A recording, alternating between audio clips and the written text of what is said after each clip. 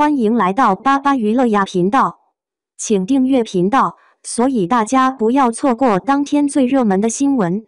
我们今天的时事通讯包括以下内容：靠琉璃大火，因云歌会翻车的程毅怎么样了？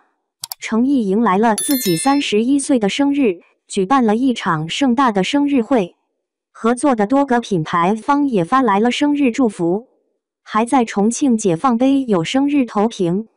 程毅也开了直播跟大家互动，被主持小姐姐问：假如你流落荒岛，不考虑水和食物，只能带3样东西，你会带什么？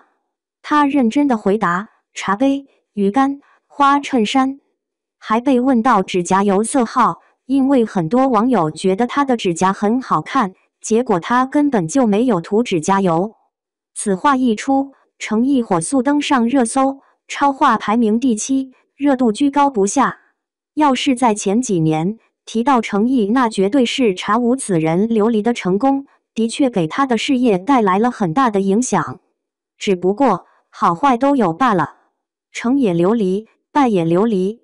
程毅进入演艺圈的第一部戏是于正的《唐宫美人天下》，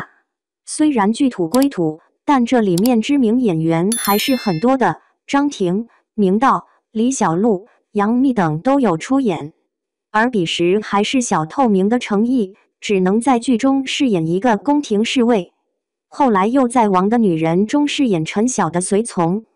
早年间，他大多在各种影视剧中饰演随从、小厮之类的角色。2025年，程毅在电视剧《青云志》中饰演了青云门弟子林惊羽，终于有了一点名气。但真正让他大火的是与袁冰妍合作的古装仙侠剧《琉璃》。尽管男女主当时都不是流量明星，这部剧也没能上星，但是女主灵动可爱，男主人设专一宠妻，很快就吸引了大批粉丝，收视率远超越的《且听凤鸣》。程毅也借着琉璃的热度，成功摆脱了小透明的身份，社交平台互动量一度堪比当红流量。琉璃快完结时，他与赵韩英子合作的《长安诺》刚好开播，没留空白期，紧接着官宣了《梦醒长安》《南风知我意》等剧，在观众面前刷够了脸。只不过虽然剧很多，但全是欢瑞的自制剧，代言方面拿到了太字，却朝这种国民度高的产品，还有 Lanvin 心动大使的商务，慢慢向时尚高奢靠拢，商业价值逐渐提升。这么看起来程毅好像发展的不错，但去掉程毅的粉丝，他在大众眼中的路人缘已经跌到了极点。这一切都要从那场云歌会说起。当初琉璃大火，为了满足 CP 粉磕糖的心理，优酷马上举办了一场云歌会，让玄机与司凤跟大家最后的告别。原以为是一场感人的离别，却没想到变成了 CP 粉的噩梦。许是为了以后的发展，程毅不打算再和袁冰妍捆绑 CP。被主持人问有没有什么想对喜欢出狱夫妇的粉丝说，程毅表示，司凤虽然和你们说再见了，但是程毅还没有和你们说再见。只字没有提玄机，全程没有跟女主袁冰妍互动，避嫌避的仿佛袁冰妍没有出示健康码。粉丝花了钱，自然是想看男女主互动的。程毅不体面的分手，造成了大量的 CP 粉脱粉。更严重的是，云歌会迅速出圈，给许多路人也留下了深刻的印象。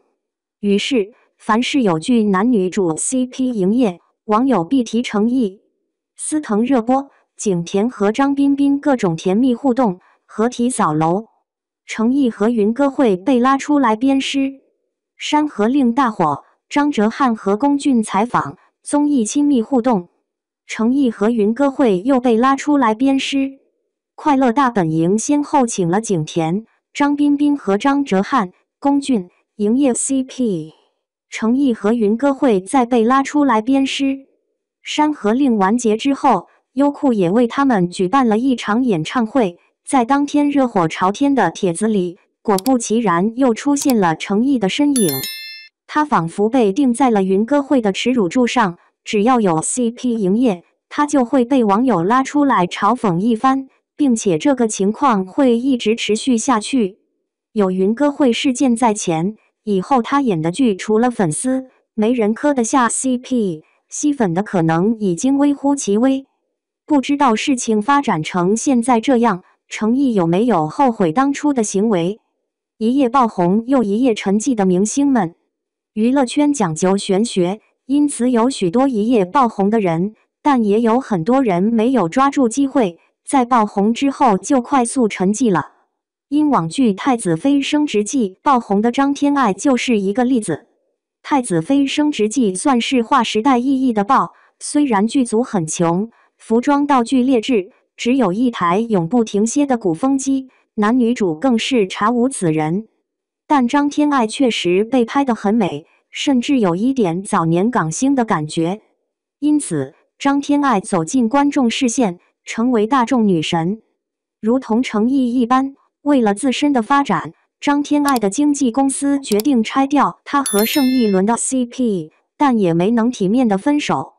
发声明表示，张天爱与盛一伦只是纯工作伙伴的关系，直接称呼盛一伦为扮演齐胜的男演员。这种不尊重人的行为引起了许多网友的不满，而张天爱也没有多拍几部偶像剧稳固人气，便直接打入电影市场。没有什么人脉的他只能演一些挂件、花瓶之类的角色，最后两头都没抓住，步步走糊。最近张天爱和盛一伦合体为新剧宣传，没想到这俩还有再合作的一天，看来是想借当初的热度再火一把。白宇与朱一龙凭借《镇魂》圈粉无数，几乎遍地都是镇魂女孩，多次将两位主演送上热门，获得了最大程度的曝光。然而，《镇魂》大热时被剧粉挖了个底朝天，都相安无事的白宇，却在后期爆发了成批的黑料。当然，最严重的是白宇被爆出有女朋友。对普通人来说，这根本不是黑点，但对从夏日狂欢走过来的镇魂女孩来说，这简直就是偶像塌方既视感。因此，大量 CP 粉连夜脱粉白宇，脂粉朱一龙。凭借着《镇魂》的热度，朱一龙接连出演了《知否知否》重启等电视剧，成为当红小生。而同一部剧里出来的白宇，直接胡穿地心，超话只有零散的几个评论。其实他去年《沉默的真相》评价还是不错的，如果不走流量路线的话，现在的数据也还凑合吧。还有《欢乐颂》里的小包总杨烁，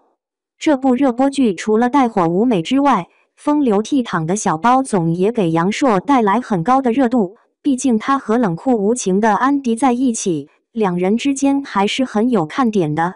不少网友沦为小包总的迷妹，认为他又风骚又男人。于是《欢乐颂2》中，杨烁的戏份明显多了，但不知道为何，这次的小包总与第一部相比油腻了许多，并没能让观众满意。随后他又和古力娜扎合作了电视剧《归还世界给你》，因为一个出圈的动图，直接被网友送了一个外号油田。